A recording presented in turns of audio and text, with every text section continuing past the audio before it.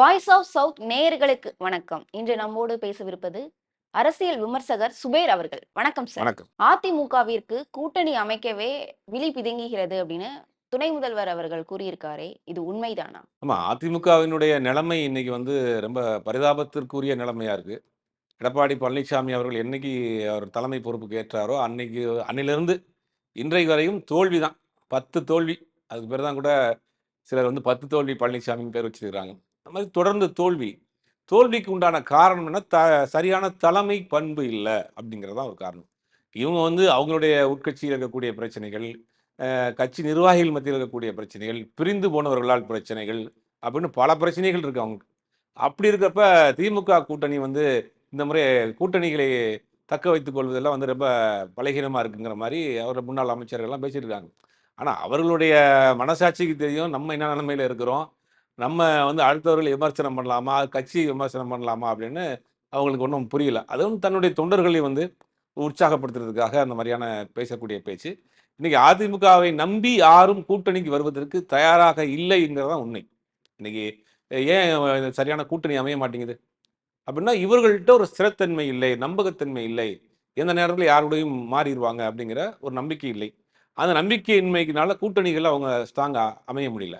அதே நேரத்தில திமுக கூட்டணியை பொறுத்தவரைக்கும் 2019ல ஆரம்பிக்கப்பட்ட அந்த ஒரு வெற்றி கூட்டணி 2019 நாடாளுமன்ற தேர்தல், 2021 சட்டமன்ற தேர்தல், இடையில் நடக்கப்பட்ட உள்ளாட்சி அமைப்புகளுக்கான தேர்தல், 2024க்கு நடந்த நாடாளுமன்ற தேர்தல் வரைக்கும் ஒவ்வொரு தேர்தலும் வெற்றி மேல் வெற்றி கொடுத்து கொண்டே இருக்கக்கூடிய ஒரு கூட்டணியா இருக்கு.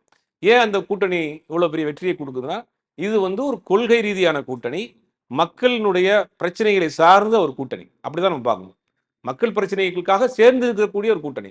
தமிழ்நாட்டில் இன்னைக்கு மொழியை பாதுகாக்கக்கூடிய மிகப்பெரிய ஒரு வேலையை இந்த கூட்டணி செஞ்சுட்டு. திமுக மட்டும் கிடையாது. திமுக கூட்டணி இருக்கக்கூடிய எல்லோருடைய ஒரே கோரிக்கை இந்த மொழி நம்ம சிதைந்துடக்கூடாது. நம்மள மொழியை காப்பாற்றணும். மாநில உரிமைகளை காப்பாற்றணும். மதச்சார்பின்மையை காப்பாற்றணும். இந்திய அரசியலமைப்பை காப்பாற்றணும். இந்திய அரசியலமைப்புடைய சட்டத்தை காப்பாற்றணும். மாநில சுயாட்சியை காப்பாற்றணும். இத்தனை விஷயத்திற்காகவும் இந்த கட்சிகள் எல்லாம் இங்க ஒரு அணியில இருக்காங்க. இவர்களுக்கு சீட்டோ மற்ற தொகுதி பங்கீடுகள்ல பெரிய முரண்பாடுகள் கிடையாது. இவங்க ஒற்றை புள்ளியில் நிற்கிறாங்க. மாநிலத்தை காப்பாற்றணும். மாநிலத்தில் இருக்கக்கூடிய நம்மளுடைய சுயாட்சி மாநிலத்தினுடைய உரிமைகளை காப்பாற்றணும் அப்படிங்கிற ஒற்றை புள்ளியில் நிற்கிறாங்க.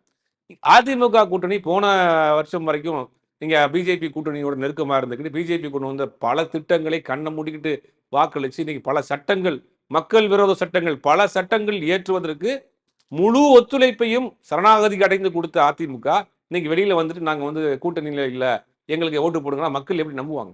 இப்ப அதிமுக கொள்கை ரீதியாகவும் பலம் இழந்து போய் நிற்கிறது, கூட்டணி ரீதியாகவும் பலம் இழந்து போய் நிற்கிறது, தலைவர்கள் மத்தியிலும் பிளவில் நிற்கிறது. இந்த மாதிரியான ஒரு சுச்சுவேஷனை வச்சுக்கிட்டு நீங்க திமுக கூட்டணியை நீங்க அவங்க விழி பிதுங்கி போய் நிற்கிறார்கள், கண் நாயங்கி போய் நிற்கிறாங்கன்னு திமுகவை சொல்லக்கூடாது. இது ஒரு கொள்கை ரீதியான ஒரு கூட்டணி. இன்னைக்கு விடுதலை சிறுத்தைகளாக இருக்கட்டும், கம்யூனிஸ்ட் கட்சிகளாக இருக்கட்டும், முஸ்லீம் அமைப்புகளாக இருக்கட்டும், எல்லா அமைப்புகளுமே பிரச்சனைகள் சார்ந்து ஒரு அடியில் நிற்கிறாங்க. அதுதானே வேணும். அதை நோக்கி நிற்கிறப்ப இந்த கூட்டணி ரொம்ப ஸ்ட்ராங்கா வலுவா இருக்கு. அந்த கூட்டணியில் அவர் நம்ப முடியல. இப்போ நாடாளுமன்ற தேர்தல் நடந்துச்சு. ஆனால் நாடாளுமன்ற தேர்தலில் உங்களுடைய பிரச்சார கோஷம் என்னவா இருந்துச்சு? நீங்க நடந்தது இந்தியாவை அடுத்து யார் ஆள வேண்டும், யார் ஆளக்கூடாது அப்படிங்கிற ஒரு தேர்தல். இந்த தேர்தலில் நீங்க யாரை குறை சொல்லி ஓட்டு கேட்டீங்க? மாநில அரசை குற்றம் சொல்லி நீங்க ஓட்டு கேட்குறீங்க. உங்களுக்கு மத்திய அரசை சொல்லி குற்றம் சொல்றதுக்கோ, மத்திய அரசு மீது உள்ள குற்றச்சாட்டுகளை எடுத்து சொல்வதற்கோ உங்களுக்கு தைரியம் கிடையாது. ஏன்னா உங்க முன்னாள் அமைச்சர்கள் மீது எல்லார் மீது வழக்குகள் இருக்கு. அந்த வழக்குகள் பேபிள்ல தேங்கி கிடக்கு. எங்க நம்ம ஓவரா பேசிட்டோம்னா நாளைக்கு கால் ரைடு வீடு வந்துருமோன்னு பயந்துக்கிட்டு அதிமுக பாஜகவை பெருசா விமர்சிக்கிறது இல்ல. அதிமுக பாஜக கொண்டு வந்த பல திட்டங்களை விமர்சிக்கிறது இல்ல. நாடாளுமன்ற தேர்தலுக்கு திமுக தான் மல்லு கட்டிட்டு இருந்தாங்களே ஒழிய பிஜேபி எதிர்த்து அவர்கள் பெருசா பிரச்சாரம் ஆர்ப்பாட்டம் இன்னைக்கு வரைக்கும் இன்னைக்கு கொண்டு வந்திருக்கக்கூடிய பல திட்டங்களுக்கு பிஜேபி கொண்டு வரக்கூடிய பல திட்டங்களுக்கு இவர்கள் எந்த மாதிரியான ரியாக்ட் பண்ணியிருக்காங்க அப்படின்றது பார்க்குறோம். அப்ப இவர்கள் மீது நம்பிக்கை இல்லை, கொள்கை ரீதியாக நம்பிக்கை இல்லை, இவர்கள் செயல்பாடுகள் மீது நம்பிக்கை இல்லை, தலைமை மீதும் அவர்களுக்கு நம்பிக்கை இல்லை. அப்படிங்கும்போது இவர்கள் திமுகவை பார்த்து விமர்சனம் பண்றது வேடிக்கையா தான் இருக்கு. நீங்க சொல்றீங்க கொள்கை ரீதியாவும் ஸ்ட்ராங்கா இருக்கு, வலுவா இருக்குன்னு சொல்றீங்க. ஆனா அதிருப்தியா இருக்குன்னு சொல்லிட்டு நத்தம் விஸ்வநாதன் அவர்கள் சொல்லியிருக்காரே, ஏன்? இல்ல அது கூட்டணி தன்னுடைய கட்சி தொண்டர்களை ஒரு உற்சாகப்படுத்துறதுக்காக சொல்றது. அவங்க கட்சிக்கு உள்ள கள ஆய்வுக்கு மாண்புமிகு முதலமைச்சர் கள ஆய்வுக்கு போறாருன்னா அதுல ஒரு அர்த்தம் இருக்கு. நீங்க எதுக்கு கள ஆய்வுக்கு போறீங்க? மாவட்டம் தோறும் கட்சியினுடைய நிர்வாகிகளை சந்திச்சு கலாய்க்க போறீங்க. அங்க போய் சேர் உடைஞ்சது தான் மிச்சம். போய் அடிச்சு மல்லு கட்டி ஆளுக்கு ஒரு சேர தூக்கிட்டு போறாங்க, சேர உடைச்சு போறானுங்க. இதுதான் வந்து நீங்க நடத்துற கலாய்வு. இன்னைக்கு முதலமைச்சர் கலாய்வுக்கு போறாருன்னா, ஒரு மாவட்டத்துல என்னென்ன திட்டங்களை நம்ம இம்ப்ளிமெண்ட் பண்ணியிருக்கோம், அது எப்படி செயல்படுத்தப்பட்டிருக்கு, யார் எந்தெந்த திட்டங்கள் தேக்க நிலையில இருக்கு, அதை எப்படி வேகப்படுத்துறது.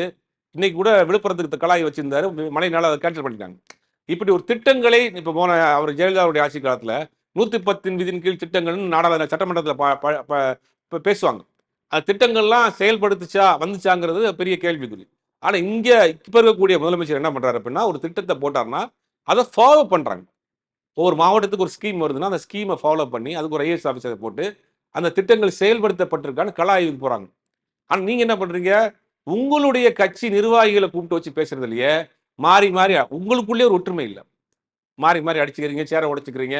இப்ப ரத்த விஸ்வநாதன் சொல்றாருன்னா அவர் வந்து தனியா உட்காந்து சிரிச்சுக்கிடுவார். இந்த மாதிரி நம்ம வெளியில பேசிட்டோம், நாளைக்கு நம்ம கட்சியில ஏதாவது நமக்கு ஒரு நம்ம பதவியை காப்பாத்திக்கிட்டோம் அப்படிங்கிற மாதிரி அவர் பேசி தர ஒழிய, உள்ளுக்குள்ள என்ன நடக்குது உங்களுக்கு, கூட்டணி ரீதியா பலம் இல்ல, உங்க கட்சி நிர்வாகிகள் நடக்கக்கூடிய கலாய்வு கூட்டங்களுமே அடிச்சு சண்டை போட்டுக்கிட்டு இருக்கீங்க.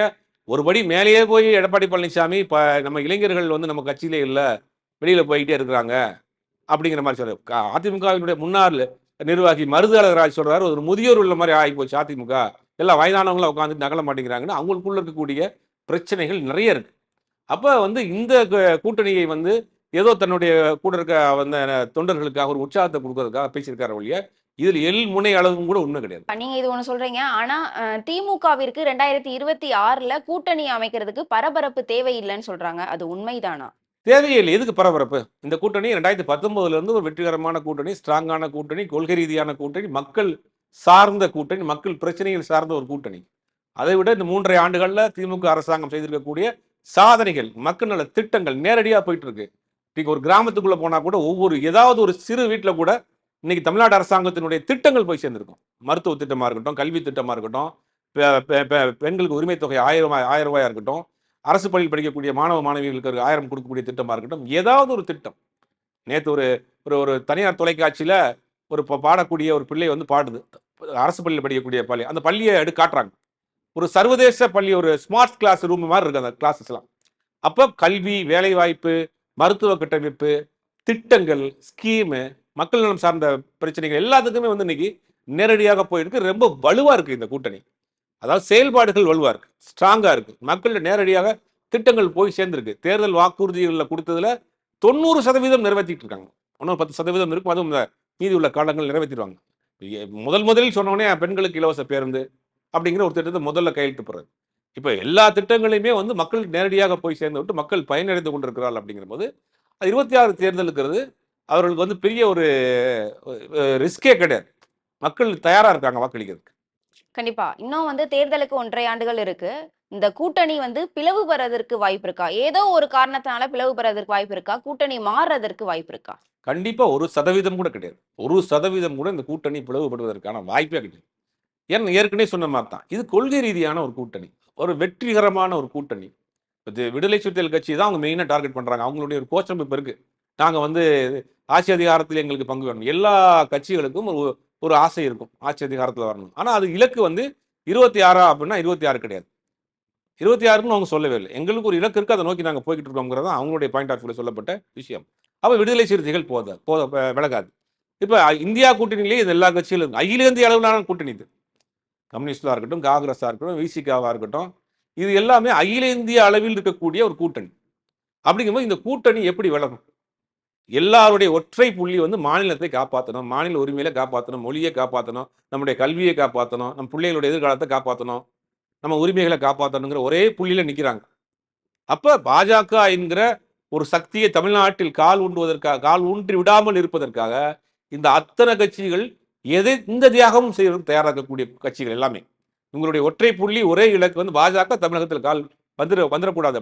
அதுக்கு தான் ஒரு உதாரணம் ஆயிடக்கூடாது இருக்கக்கூடிய அரசியல் சிந்தனைகளை ரொம்ப தெளிவா இருக்கக்கூடிய கட்சிகள், தெளிவா இருக்கக்கூடிய தலைவர்கள் தான் திமுக கூட்டணி. மெச்சூரிட்டியான தலைவர், படத்தில் நடிச்சு நேரடியாக கட்சி ஆரம்பிச்ச தலைவர்கள் கிடையாது.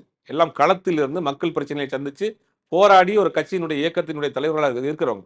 அப்படிங்கும்போது அவர்கள் யாருக்கு வழிவிட மாட்டார்கள். மதவாத சக்திகள் தமிழ்நாட்டில் கால் ஊன்றுவதற்கு ஒருபோதும் திமுக கூட்டணி இருக்கக்கூடிய கட்சிகள் வழிவிட மாட்டார்கள். இந்த கூட்டணி மிக மிக வெற்றிகரமான கூட்டணி மிக ஸ்ட்ராங்கா இருக்கு. 26 தேர்தலில் போன முறை 21 நடந்ததை விட அதிகப்படியான இடங்களை பிடித்து மிகப்பெரிய ஒரு வெற்றியை பெறும். ஆனா அதிமுக கள ஆய்வு பணிகளை மேற்கொள்றத பார்த்து திமுக அச்சம் கொள்கிறது அப்படின்னு சொல்றாங்களே ஏன்? இது இந்த மயில் கதை தான் ஞாபகம் வருது. இந்த வான்கோழி மயிலை பார்த்து டான்ஸ் ஆடுறதுக்காக சொல்லுவாங்க இல்லையா? ஒரு பழமொழி இருக்கு. மயிலை பார்த்து வான்கோழி அதுவும் தான் மதுவாக பாவித்து அப்படிங்கிற மாதிரி இது வந்து மக்கள் நல திட்டங்கள் எப்படி செயல்படுது கள ஆய்வு பண்றாங்க. நீங்க எதுக்கு கள ஆய்வு பண்றீங்க? உங்க கட்சி நிர்வாகிகளை கூப்பிட்டு கள ஆய்வு பண்றீங்க. இதுக்கு அதுக்கு வித்தியாசம் இருக்கா இல்லையா? இப்ப ஒரு அமைச்சர் முதலமைச்சர் வந்து ஒரு மாவட்டத்துக்கு போய் அந்த மாவட்டத்துடைய திட்டங்கள் எப்படி செயல்படுது, எப்படி எல்லா மக்களுக்கும் சரியா போய் சேருதா, வேகமா இருக்கா, அது தங்கு தடை இருக்கா, அது எதுவும் பிரச்சனை இருக்கான்னு ஆய்வு பண்றாரு. நீங்க உங்க கட்சி நிர்வாகிகளை கூப்பிட்டு கள ஆய்வு பண்றீங்க. எப்படி ஜெயிக்கலாம், நம்ம கட்சியில இளைஞர்கள் கிடையாது, பெண்கள் கிடையாது, நம்ம அடுத்து எப்படி வரணும், கூட்டணிக்கு யாரும் வர மாட்டேங்கிறாங்க, இதை பத்தி பேச போற இடத்துல சண்டை. இதை பத்தி நீங்க பேசுறீங்க, அதுக்குள்ளேயே சண்டை. அப்ப இதுக்கு அதுக்கு வித்தியாசம் இருக்கு இல்லையா உங்களுக்கு? இது வந்து மயில், அது வான்கோழி, அவ்வளவுதான். துணை முதலமைச்சர் பிறந்தநாள் விழா கொண்டாட்ட விழா பேசியிருக்காரு. 234 தொகுதிகள்ல 200 தொகுதிகளாவது வெற்றி பெறணும் அப்படின்னு முதல்வர் அவர்களுக்கு இலக்கு கொடுத்ததாகவும், அதற்கான வேலைகளை வந்து அவர்கள் பார்த்துட்டு இருக்கிறதாகவும் சொல்லியிருக்காரு. 200 தொகுதிகள்ல கண்டிப்பா வெற்றி பெறும்னு நினைக்கிறீங்களா? மிக மிக எளிது. 200 தொகுதிங்கிறது நான் ஒரு இலக்கு வச்சிருக்காங்க. அதுக்கு மேல தான் கிடைக்கும். இன்னைக்கு எதிர்க்கட்சிகள் வந்து ஸ்ட்ராங்கா இல்ல. ஒட்டுமொத்தமான வாக்கு வங்கியில ஒரு பக்கம் நான் பிராக்டிகலா சொல்றேன். அவர்கள் மத்தியில ஒட்டுமொத்தமான வாக்கு வங்கியில் உள்ள கட்சிகள் கிடையாது. பிரிஞ்சு பிரிஞ்சு தான் இருக்கிறாங்க. பாஜக மிஞ்சி போனா ஒரு 6-7% வாக்கு இருக்கும். அதிமுக ஒரு அதிகபட்சமா 20% வாக்குகள் இருக்கும். மத்த கட்சிகள்லாம் தனித்தனியா தானே இருக்காங்க. இப்ப பாமக பிஜேபி கூட கூட்டணியில இருக்கு. தேமுதிகவுக்கு பெருசா வாக்கு வங்கிகள் பெருசா சமீப காலமா கிடையாது. என்ன நடந்திருக்குன்னு தெரியும். அப்படிங்கும்போது இவர்களால் வந்து ஒரு பெரிய வாக்கு வங்கி உள்ள கட்சிகளை ஒன்றிணைக்க முடியாது. 2வது இவர்கள் நம்ப தயாரா இல்ல. ஒரு ஒரு ஆளுமைமிக்க ஒரு தலைவரா ஓப்பனா சொல்லணும் எடப்பாடி பழனிசாமி மக்கள் ஏற்றுக்கொள்ள மாட்டேங்கிறாங்க. அதான் உண்மை. தொடர்ந்து தோல்வி தானே கொடுத்துட்டு இருக்காங்க. உள்ளாட்சி அமைப்புகளிலும் தோல்வி, சட்டமன்ற தேர்தலையும் தோல்வி, நாடாளுமன்ற தேர்தலையும் தோல்வி. அப்ப தோல்வியை தொடர்ந்து பரிசாக கொடுத்துட்டு இருக்காங்க. இந்த பக்கம் வெற்றியை தொடர்ந்து பரிசாக கொடுத்துட்டு இருக்காங்க. அப்ப மக்களுடைய நம்பிக்கையை இழந்து இருக்கிறார்கள் எதிர்க்கட்சிகள்ங்கிறதா உண்மை. அப்ப இந்த பக்கம் மக்களுடைய நம்பிக்கையை பெற்றிருக்கிறார்கள் தான் இந்த பக்கம் நம்பிக்கை. அப்ப 200 தொகுதி நடைபெற்ற நாடாளுமன்ற தேர்தலில் 40 தொகுதிகள் 40 கால்குலேட் பண்ணி பார்த்தா 200 தொகுதிங்கிறது ஒரு ஸ்ட்ராட்டஜி இருக்கு. அதையும் தாண்டி அது வந்து நாடாளுமன்ற தேர்தலுக்கு நடந்த தேர்தல். சட்டமன்ற தேர்தலுக்குங்கும் போது இது இன்னும் அதிகமாகத்தான் இருக்கும் அப்படிங்கிறது என்னோட கருத்து. அதிமுக வந்து ஆட்சி அமைக்கிறதாண்டி நாங்க ஓய மாட்டோம் அப்படின்னு எடப்பாடி பழனிசாமி சொல்லியிருக்காரு. இதை எப்படி பாக்குறீங்க? எங்க ஓய போறாரு, எங்க ஓயாம இருக்க போறாருன்னு தெரியல. இல்ல அவருடைய ஆசை தான். அதை நம்ம வந்து குறைத்து மதிப்பிட முடியாது. ஒரு 4 வருஷம் ஏதோ ஒரு சுச்சுவேஷன்ல முதலமைச்சராக இருந்தார். இந்த நாற்காலியினுடைய சுகத்தை அனுபவிச்சுட்டாரு. அது எப்படி வந்தாரு, ஏது வந்தாருங்கிறதெல்லாம் வரலாறு தெரியும் எல்லாருக்கும். அப்படிங்கும்போது அந்த கட்சியை இன்னைக்கு வழிநடத்த கொண்டு போகக்கூடிய இடத்துல இருக்காரு. அது எப்படியோ பொதுச் செயலாளர் ஆயிட்டார், எப்படியோ முன்னாள் முதலமைச்சர் ஆயிட்டார், எப்படியோ எதிர்க்கட்சி தலைவர் ஆயிட்டார். அப்படிங்கும்போது இந்த கட்சியை வந்து வழிநடத்த போகக்கூடிய ஒரு இலக்கு வச்சிருக்காரு.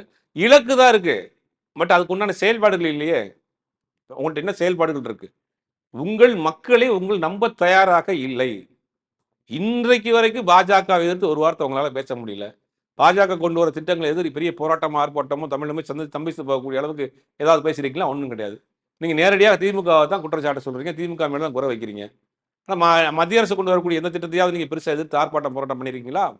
இப்போ சமீபத்தில் வேதாந்தா நிறுவனம் ஸ்டெர்லைட் கம்பெனிக்கு வந்து மதுரையில் இருக்கக்கூடிய அரிட்டாப்பட்டியில் வந்து ஒரு ஸ்கீம் ஒரு ஆர்டர் கொடுத்துருக்காங்க. அதை எதிர்த்து வந்து அங்கே இருக்கக்கூடிய பொதுமக்கள் கிராம சபை கூட்டம் போட்டு தீர்மானம் நிறைவேற்றிருக்காங்க கொண்டு வரக்கூடாதுன்னு.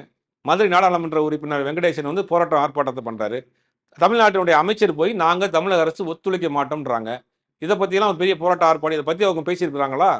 அதாவது சின்ன சின்ன அறிக்கைகள் கொடுத்துருக்கலாம். சம்பிச்சு போகக்கூடிய அளவுக்கு பாஜகவை எதிர்ப்பதற்கு இன்னமும் அவர்கள் பயந்துகிட்டு தான் இருக்காங்க. அதுக்கு காரணம் முன்னாள் அமைச்சர்கள் மீது உள்ள வழக்குகள். அப்படிங்கும்போது இதெல்லாம் வந்து நம்ம ஜஸ்ட் லைக் தட் கடந்து போயிட வேண்டியதான். சரி, ஒருவேளை வந்து அதிமுக, பிஜேபி இல்ல அப்படின்னா விஜய் அவர்களுடைய கட்சியான தாவேகா அவங்களோட கூட்டணி வச்சு அவங்க வந்து தேர்தல்ல நிக்கிறாங்க அப்படின்னா திமுகவோட ஓட்டு பிரியறதுக்கு வாய்ப்பு இருக்கா? அந்த 200 தொகுதிகள்ன்றது கண்டிப்பா கிடைக்கும்னு நினைக்கிறீங்களா? இல்ல திமுக கூட்டணி, திமுகவுக்கு வாக்களிப்பவர்கள் கொள்கை ரீதியாக, மாநில உரிமை ரீதியாக, மாநில பிரச்சனைகளை யோசிச்சு வாக்களிக்கக்கூடியவர்கள். இவங்க எப்படி போய் விஜய் திமுகவுக்கு ஓட்டு போட்டவர் ரெகுலரா ஓட்டு போட்டுட்டு இருக்கவர் எப்படி விஜய்க்கு போய் போடுவாருங்கிறது காமெடியா இல்லையா? விஜய் என்ன செஞ்சிட்டாரு?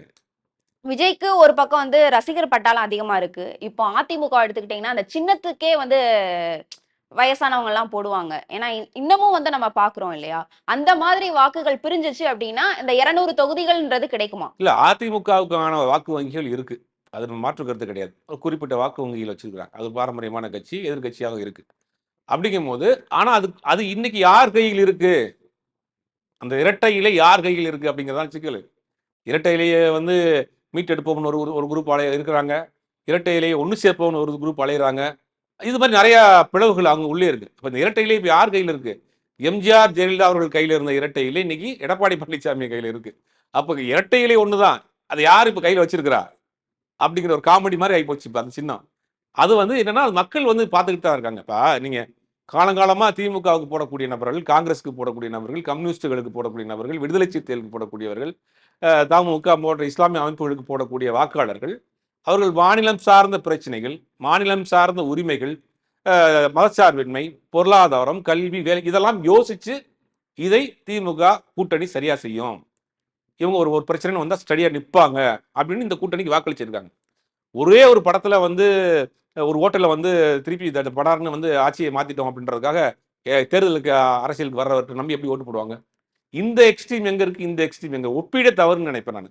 அப்ப இந்த இந்த பக்கம் ஓட்டு போடக்கூடிய நபர்கள்லாம் மெச்சூர்டான ஆட்கள். அதான் மாநில உரிமைகளை புரிந்த ஆட்கள், மாநில நலம் சார்ந்து சிந்திக்கக்கூடிய ஆட்கள் இந்த பக்கம் வாக்களிக்கிறாங்க. இவர்கள் வாக்கை எப்படி நீங்க இந்த பக்கம் மாற்றி கன்வெர்ட் பண்ண முடியும்?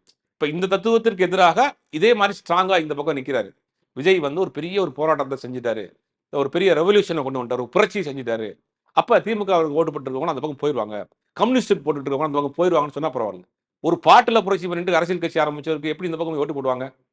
அப்ப இந்த ஒப்பீடே தவறு. அப்ப இந்த பக்கம் இருக்க கொள்கை ரீதியாக நிக்கக்கூடிய, கொள்கை ரீதியாக வாக்களிக்கக்கூடிய வாக்கு வங்கி திமுக கூட்டணிக்கு ரொம்ப ஸ்ட்ராங்கா இருக்கு. இதே விஜய் போல் எத்தனை பேர் வந்தாலும், இந்த கூட்டணியில் இருக்கக்கூடிய வாக்கு வங்கிகளே, வாக்காளர்களே ஒருபோதும் டிஸ்டர்ப் பண்ண முடியாது. கண்டிப்பாக. பொறுத்திருந்து பார்க்கலாம். பல விவரங்களை எங்களோடு பகிர்ந்து நேர்காணல் கொடுத்தமைக்கு நன்றி சார்.